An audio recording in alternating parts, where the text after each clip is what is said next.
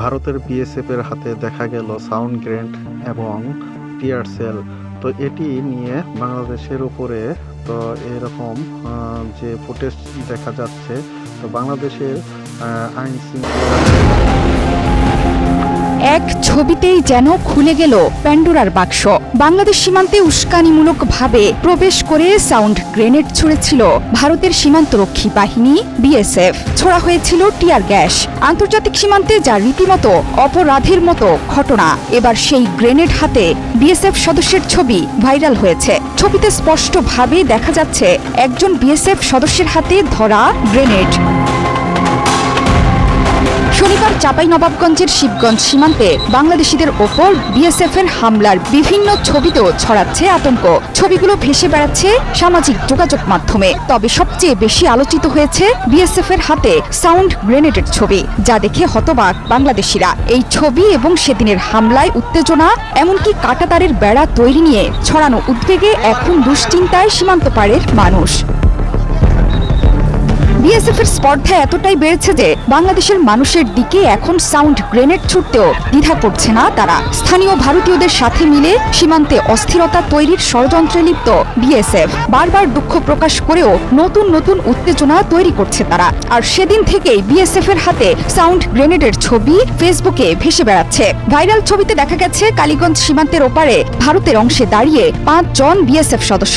এক হাতে আছে বন্দুক, অন্য হাতে ধরে আছেন সাউন্ড গ্রেনেড, যা বাংলাদেশিদের ওপর নিক্ষেপ করার জন্য প্রস্তুতি নিচ্ছিল তারা। কিন্তু বাংলাদেশের সীমান্তরক্ষী বাহিনীর সাহসী সদস্য আর জনগণের সহযোগিতায় ক্রমাগত এই উস্কানি কমানো সম্ভব হয়েছে। এছাড়া স্বরাষ্ট্র উপদেষ্টা জাহাঙ্গীর আলম চৌধুরী বলেছেন, সাউন্ড গ্রেনেড ব্যবহার করছে ভারতের বিএসএফ, তাই এখন থেকে বিজিবিও ব্যবহার করতে পারবে। বিজিবিকে টিয়ার শেল ও সাউন্ড গ্রেনেড কেনার অনুমতি দেওয়া হয়েছে। কেনার পর তারা এগুলো ব্যবহার করতে পারবেন বলেও জানান তিনি। বিজিবি কেন তারা সাউন্ড গ্রেনেড মানে নাই বা কেন টিয়ার শেল মানে নাই, এইগুলি তো বিজিবির কাছে নাই, যেহেতু বিজিবির কাছে তো সব লেথাল ওয়েপন, এই জন্য তো ওটা তো তারা মারতে পারে নাই। এই জন্য আমরা তাদের এখন পারমিশন দিয়ে দিয়েছি এবং খুব তাড়াতাড়ি এই জিনিসগুলি ক্রয় করা হবে। সেদিন চাঁপাইনবাবগঞ্জের চৌকা সীমান্তে জোর করে বাংলাদেশের ভেতরে প্রবেশ করে আম, বড়ই এবং ফসল কাটতে চেয়েছিল ভারতীয়রা। তাতে বাংলাদেশিরা বাধা দিলে দুই পক্ষের মধ্যে তৈরি হয় তুমুল উত্তেজনা, এমনকি ওপার থেকে গোলা, ককটেল এবং টিয়ার গ্যাস ছোড়ে বিএসএফ। তবে পুরো পরিস্থিতিতে বাংলাদেশের জনগণের সাথে কাঁধে কাঁধ মিলিয়ে সামাল দিয়েছেন বাংলাদেশের সীমান্তরক্ষী বাহিনী বিজিবির সৈন্যরা। এই বিষয়ে কর্নেল গোলাম কিবরিয়া জানান, চৌকা কিরণগঞ্জ সীমান্তে দিনভর উত্তেজনা থাকলেও বিকেলের পর পরিস্থিতি নিয়ন্ত্রণে আসে।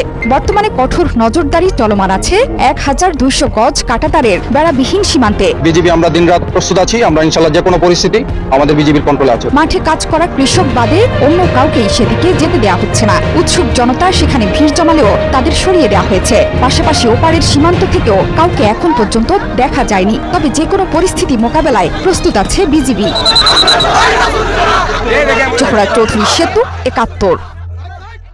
এসব নিয়ে কথা বলেছে আইন শৃঙ্খলা বাহিনী। তো এরকম নিত্য নতুন আপডেট নিউজ পেতে নিউজ বাংলা 1218 সাথে থাকুন। আমি পলাশ এই মুহূর্তে বিদায় নিচ্ছি। ফিরছি আবারও নতুন কোনো খবর নিয়ে।